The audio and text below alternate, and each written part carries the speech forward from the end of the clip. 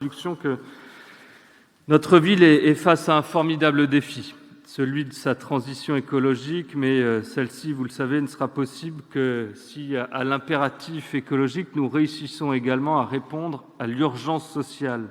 Cette année, en France, 87 000 logements ont été livrés, il en faudrait 400 000.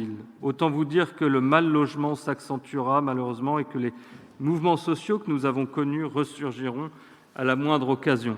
Tant les pouvoirs publics, le gouvernement en premier lieu, paraît aveugle face à cette réalité. Aujourd'hui, la part des revenus consacrés au logement a atteint des niveaux inégalés. Jusque quand cela sera-t-il soutenable ? Une éventuelle hausse des taux d'intérêt viendrait à rendre insolvables des millions de foyers. La première des dignités, celle d'avoir un toit, juste un toit, est d'ores et déjà difficile à honorer pour nombre de nos ménages. Sur notre métropole, vous le savez, 22 000 demandes de logements sociaux sont en instruction. 1 000 s'y ajoutent chaque année. Construire n'est pas une option. C'est la responsabilité de celles et ceux pour qui les injustices sociales sont le moteur de leurs engagements. C'est au cœur de notre projet politique. Qui plus est, cela se passe dans un contexte où le Parlement, par la loi Climat et Résilience, va instituer le zéro artificialisation nette. L'étalement urbain ne sera donc plus possible, et c'est heureux, mais sera proscrit progressivement des documents de planification urbaine. Nous avons la chance, ici, nous n'avons pas attendu pour économiser ces terrains agricoles, ces terrains naturels, et maintenir notre ceinture verte et notre modèle urbain de la ville archipel. Construire sans étaler, assumer nos responsabilités sociales et écologiques nous incite à renouveler la ville sur elle-même. Pour que cela soit le plus accepté possible, nous avons décidé sur la fin du mandat dernier de mettre en œuvre une méthode, un esprit rennais quant à la fabrique de notre ville, non plus seulement dans des opérations d'aménagement sous initiative publique, mais également et surtout dans le diffus, là où la présence de l'autorité publique est bien moindre, où les rapports se dirigent entre particuliers et privés. Cela a pris la forme d'une charte proposé à la formulation d'un avis citoyen dont il convient de remercier l'ensemble des membres pour la qualité de leur travail qui a été produit, ce travail dans un contexte particulier et si compliqué. Cette charte, il nous revient de l'adopter ce soir, mais avant de faire ce peu, je vous propose de vous la présenter. Cette charte, elle est motivée par un projet urbain, celui de Rennes 2030, adopté en fin de mandat dernier et puis repris dans le programme municipal qui est fondé sur l'accueil et la solidarité. Projet urbain qui prévoit 95% de la construction de logements qui sera fait dorénavant en renouvellement urbain, c'est-à-dire sur la ville elle-même, dans des tissus urbains déjà constitués. Près de la moitié de la production de logements est aujourd'hui ici d'initiative privée dans le secteur diffus et c'est un élément important de cette charte puisqu'elle vient essayer de définir une méthode pour construire dans ce secteur dit diffus. Des attentes aussi qui sont accrues par nos concitoyens sur la qualité de leur cadre de vie. Et si des étapes de concertation, je vous le disais, existent de manière importante dans nos opérations dans zone d'aménagement concerté, elles sont à établir dans le diffus. De la même manière que la fabrique citoyenne rennaise prévoit d'aller au-delà des obligations réglementaires et cette charte vient en amener une nouvelle conséquence de cette envie de faire vivre la démocratie au local.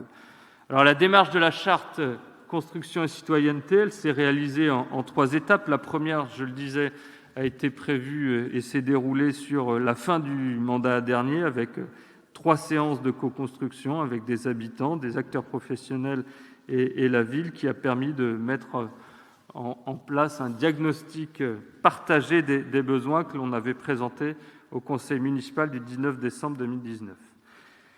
La deuxième phase a été celle donc, de la constitution d'un jury citoyen avec 24 jurés, 12 membres tirés au sort, 10 volontaires de la fabrique citoyenne et 2 représentants des conseils de quartier des ateliers précédents de la phase 1. Ces 24 jurys, ils étaient à l'image de ce qu'était la sociologie rennaise, tant dans sa diversité de propriétaires, de locataires, de jeunes ménages, de personnes plus âgées, de personnes qui venaient d'arriver à Rennes, d'autres qui étaient établies depuis plus longtemps. Et c'est grâce à ce jury que les discussions ont eu lieu à l'interne de ce jury pour permettre un certain nombre d'engagements d'être cités et des propositions qui ont pu être reprises par les services et être présentées en phase 3 dans une logique d'appropriation et puis de discussion avec différents acteurs. D'abord, les conseils de quartier qui ont eu à prendre connaissance de l'avis des concitoyens sur la charte construction et citoyenneté, et puis un ensemble d'acteurs et de corps intermédiaires de ces acteurs, la Fédération des promoteurs immobiliers, l'Ordre des architectes, l'Association des bailleurs par l'intermédiaire de l'ADO HLM, la Chambre des notaires et la Fédération française du bâtiment. Sur l'esprit de la charte, les propositions qui ont été faites par le jury et qui sont reprises dans cette charte sont des propositions réalistes pour renforcer la place du citoyen dans le processus de construction de la ville. 3 axes pour constituer le socle d'une concertation de qualité. La première, ça a été celle de renforcer l'information vis-à-vis du projet urbain. Vous le savez, on a eu beaucoup de concertations dans le cadre de Rennes 2030. Il s'est avéré qu'il fallait faire vivre ce projet urbain et la connaissance de ce projet urbain et de sa traduction réglementaire que le plan local d'urbanisme intercommunal, afin que les concitoyens puissent comprendre dans quel cadre les projets de construction s'inscrivent. Le deuxième axe a été de se dire qu'il fallait organiser les échanges entre les opérateurs et les promoteurs en premier lieu et les riverains, à travers la précision des bonnes étapes, des outils à mettre en place pour parfaire cette organisation des échanges. Enfin, troisième axe, donner des points de vigilance pour garantir une intégration sociale et urbaine d'un projet. C'est tout le lien des citoyens avec les architectes notamment, pour faire en sorte que les projets qui sortent soient respectueux des contextes dans lesquels ils se positionnent.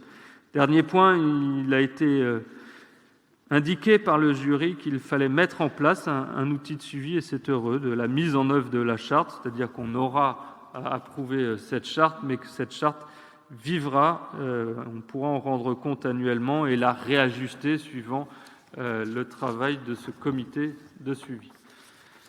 12 engagements ont été retenus par les citoyens et repris dans la charte pour de bonnes pratiques à toutes les étapes du projet. Alors, au moment de la recherche des terrains, donc en amont de la production de logements, dans la phase d'élaboration des projets, à l'étape du permis de construire, c'est un moment important quand la collectivité signe le permis de construire, c'est ce qui permet de venir ensuite, et c'est le dernier point, opérer le chantier pour permettre à des dizaines, voire centaines de ménages de venir participer à ce qu'est notre aventure rennaise dans ces logements. Et puis de manière transversale, avec la bonne prise en compte de l'environnement urbain, je le disais, tous les projets immobiliers sont à contextualiser. Il faut avoir une attention particulière à ce qui préexiste autour des nouveaux projets immobiliers qui sortent de terre. Et une information municipale qui soit accessible, lisible et territorialisée. Un des enseignements de cette charte a été de réviser aussi nos manières de faire, de conforter ce qui était l'objet des services rendus à la population pour qu'on puisse s'organiser au plus près des quartiers, au plus près des habitants pour rendre compte de ce projet urbain. Les 12 engagements, vous les avez à l'écran. Sur le premier, il s'agit d'adopter de bonnes pratiques pour les promoteurs immobiliers pour la prospection foncière. Il s'agit d'opérer pour eux en clarté, en transparence, avec une information sur les droits des vendeurs, notamment quand les particuliers ont à céder ou choisissent de céder leurs biens immobiliers. 2, informer systématiquement les riverains, et c'est là où est le plus de cette charte, avant le dépôt du permis de construire. C'est très bien qu'arrivé à la délivrance du permis de construire, je joue parfois des frustrations de ne pas être en capacité d'opérer des ajustements, des évolutions des projets immobiliers. 3e engagement, mettre en place une concertation adaptée à la taille des projets avant le dépôt. Alors, nous avons différentes bornes. En dessous de 10 logements, il n'y a pas forcément d'attendu par les concitoyens qui ont participé au jury quant au projet. Par contre, de 10 logements à 30 logements pour les immeubles, une obligation est faite d'information. De 30 à 50, il est fait obligation d'une consultation, et au-delà de 50 logements, quand l'opération est dite importante, il y a là l'obligation qui est attendue par les concitoyens envers les promoteurs de procéder à une concertation en 3 étapes. Premier temps, présentation du projet par les promoteurs. Un deuxième temps où on vient amender, ajuster, faire évoluer le projet en lien avec cette première réunion, et un troisième temps plus conclusif qui permet de rendre compte aux concitoyens de la manière dont le maître d'ouvrage et le porteur de projet a pris en considération un certain nombre des éléments avancés par les riverains.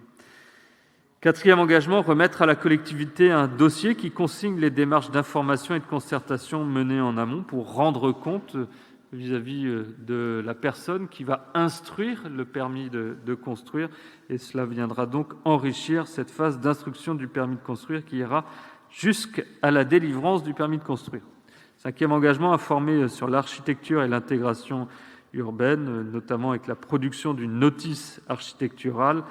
Sixième engagement, garantir l'information des riverains durant le chantier, et les concitoyens membres du jury ont souhaité mettre en place un référent de chantier qui soit unique, avec un point de contact qui permette tout au long du chantier de pouvoir échanger avec la maîtrise d'ouvrage des chantiers. Septième engagement, limiter les nuisances pendant les travaux. Alors ça nous renverra à une charte aussi sur la manière dont on mène des chantiers à faible nuisance. Cette charte, elle est plutôt liée aux promoteurs, mais surtout à la Fédération du bâtiment et toutes les entreprises, les artisans qui peuvent œuvrer sur les parcelles et sur la domanialité publique à côté de ces parcelles. On sait bien que dans une ville déjà constituée, le moindre chantier qui arrive perturbe des flux, qu'ils soient piétons, cyclistes ou automobilistes, et qui revient de faire attention à l'insertion de ces chantiers dans une ville qui est en continuité d'exploitation. Huitième engagement, anticiper les incidences sur le voisinage. C'est toutes les questions assez classiques sur lesquelles les élus de quartier, notamment, et l'adjoint à l'urbanisme sont confrontés. Les questions d'ensoleillement, les questions d'orientation, les questions des ouvertures de ces immeubles, les questions d'accès aux immeubles. Donc tout ce qui est en lien avec ce tissu urbain déjà constitué autour des parcelles qui verront la densification s'opérer. Neuvième engagement, veiller à la qualité architecturale des projets. Il y a eu de nombreux échanges avec l'ordre des architectes notamment pour pouvoir travailler cette question de la qualité architecturale, notamment sur des questions de pérennité, de qualité des matériaux, de qualité d'usage et de l'habitabilité de ces logements. On sait aujourd'hui, avec le contexte sanitaire que l'on a connu, que la question de l'habitabilité des logements est une question qui est dorénavant éminemment politique dans la manière dont on organise le bien-être à l'intérieur même du logement. Dixième engagement, adopter et appliquer la charte de l'arbre. Elle va être construite dans les mois à venir, et les opérateurs de la fabrique urbaine auront tout intérêt à se saisir de cette charte de l'arbre. En tout état de cause, ils seront attendus. 11e engagement, mettre à disposition de manière permanente une information pédagogique et accessible sur le projet urbain à l'échelle de la ville. C'est toute l'acculturation, c'est toute la sensibilisation que l'on doit à nos concitoyens si on veut les embarquer face à ce formidable défi qui est celui d'une ville qui doit continuer à être pleine de vitalité dans ce XXIe siècle, tout en respectant ce qu'est le cadre de vie qui est reconnu pour notre commune. 12e engagement, déployer une information à l'échelle des quartiers pour permettre aux habitants d'appréhender l'évolution de leur environnement proche. C'est tout le lien de proximité qu'il nous faut avoir sur ce défi de la densification. Dernier élément que je souhaitais mettre à votre connaissance, que sont les étapes à respecter. Je vous l'ai déjà indiqué, sur la prospection foncière, on attend un respect des bonnes pratiques de démarchage vis-à-vis des promoteurs.